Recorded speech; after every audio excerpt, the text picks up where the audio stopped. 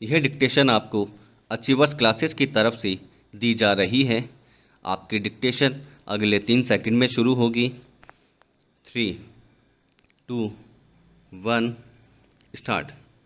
यह बात हम जानते और मानते रहे हैं कि भारत की आत्मा गांवों में बसती है। तब फिर यह कैसी विडंबना है कि भारत के 100% शिक्षित लोग शहरों में ही बसना या बसे रहना चाहते हैं। अपनी ही आत्मा से अलग होकर निष्प्राण जीवन जीने की हमारी यह कैसी चाहत है।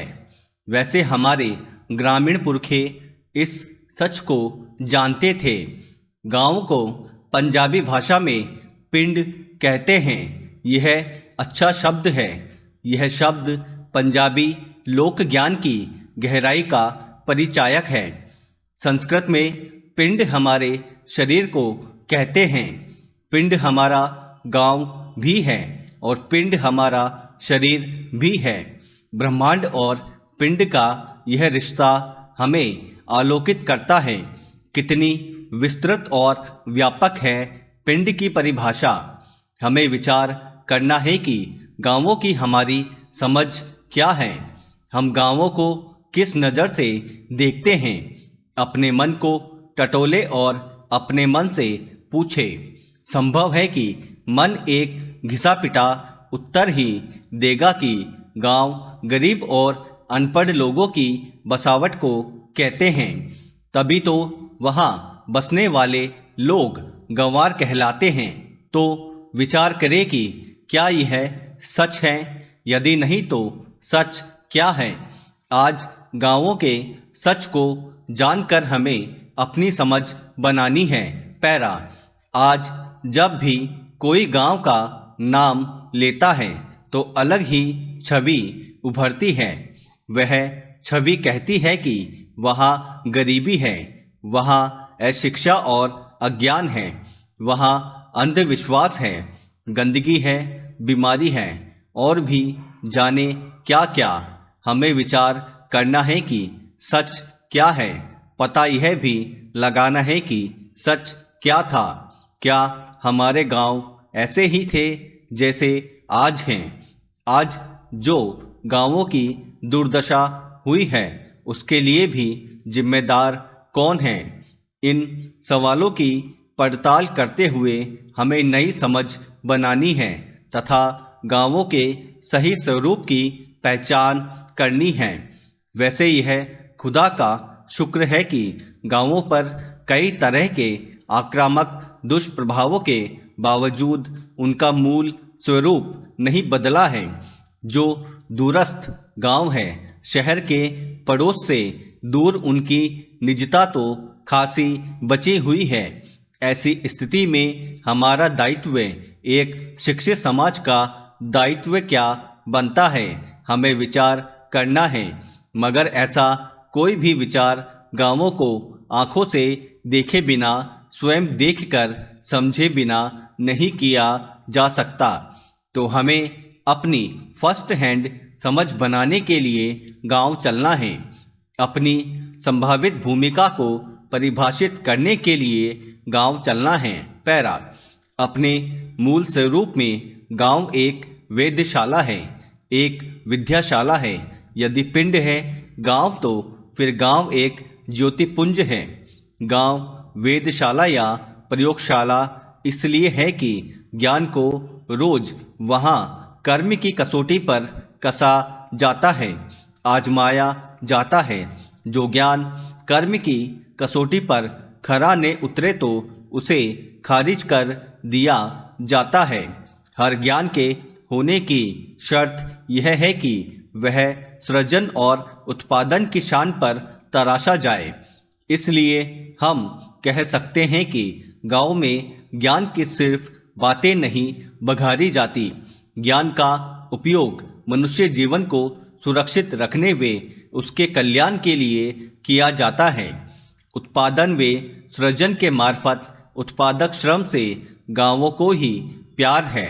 शहर का हर पढ़ा लिखा आदमी श्रम से जी चुराता है तो गांव की हर औरत, हर आदमी उत्पादक श्रम से जुड़ा रहता है।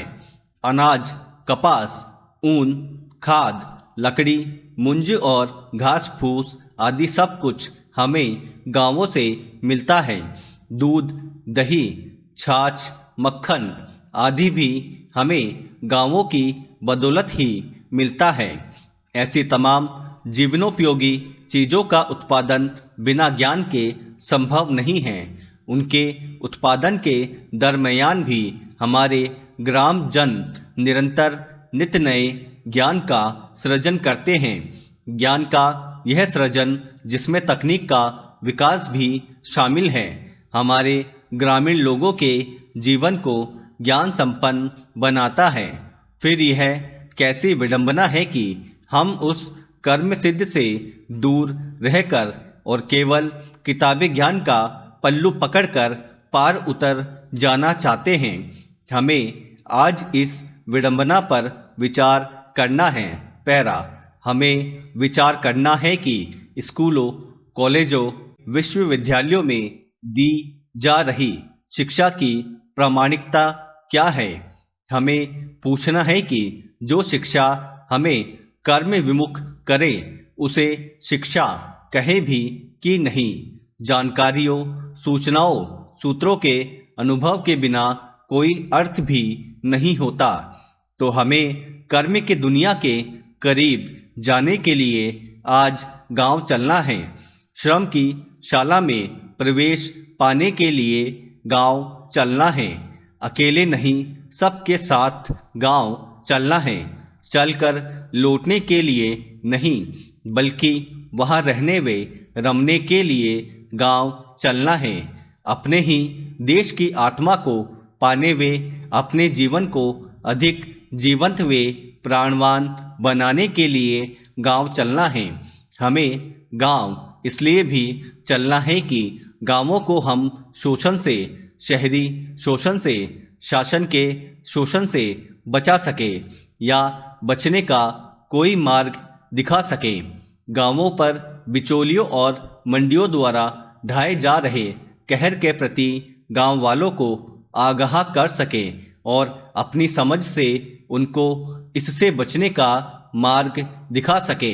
हमें गांव चलना है कि उपभोक्तावाद के नंगे नाच के प्रति उनको आगाह कर सके और दूध छीनकर दारू पिलाने वाली व्यवस्था के इरादों से उनको अवगत करा सके। पेप्सी और कोका कोला को गांव-गांव तक पहुंचाकर मेहनत की कमाई को छीन ले जाने वाली बहुराष्ट्रीय कंपनियों के षड्यंत्र की समझ गांवों में बना सके। यह एक अलग बात है कि ऐसी समझ अभी तक हमारी अपनी भी नहीं बनी है, मगर हमें अलबत्ता इसका एहसास अवश्य है। पैरा, गांवों के साथ रहकर उनके बीच बैठकर हमारा यह एहसास एक सरोकार में बदले, इसकी पूरी संभावना है। संभावना है कि हमारा भी कायाकल्प हो, हमारा भी दृष्टि विस्तार हो और हम एक नई समझ के साथ नए सहकार का कोई मार्ग खोज सकें। नए सहजीवन के नए अर्थ हमें दिखाई दे सके, उनकी अनुभूति हो सके। तब हम लोक जागरण का व्यापक अभियान प्रारंभ कर सकेंगे। गांवों में स्वराज्य, ग्राम स्वराज्य का एक सपना हमने देखा था। वह सपना न केवल अधूरा है बल्कि भुलाया जा चुका है। उसको पुनः जागृत और साकार करने की मंशा से हमें आज गांव चलना है। दोस्तों, अगर आपको इस डिक्टेशन की कंप्लीट आउटलाइन प्राप्त करनी हो तो आज ही हमारे टेलीग्राम ग्रुप से उसे प्राप्त कर सकते हैं, जिसका लिंक डिस्क्रिप्शन में दिया गया है। और आगे भी अगर आप इसी तरह की डिक्टेशन और आउटलाइन प्राप्त करना चाहते हैं तो बेल आइकन पे क्लिक करना ना भूलें और सब्सक्राइब करें। Thank you.